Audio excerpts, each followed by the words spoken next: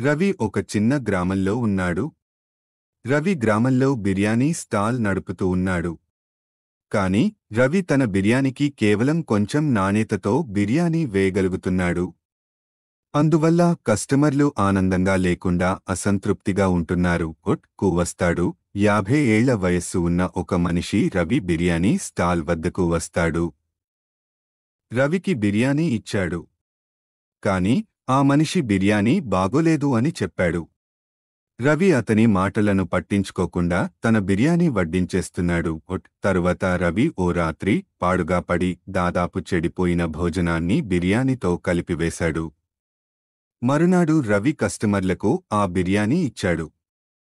కాని కస్టమర్లు ఆ బిర్యానీ తినలేదు, దాన్ని పక్కన వేసి విస్తరించారు. అప్పుడు కస్టమర్లు రోజురోజుకు రవి స్టాల్ వద్ద రాలేదు. ఇప్పుడు రవి చాలా బాధపడుతున్నాడు. అతని స్టాల్ ఖాళీగా ఉండిపోతుంది. ఒకరోజు ఆ వృద్ధుడు రవికి ఓ బిర్యానీ పెట్టి ఇచ్చాడు.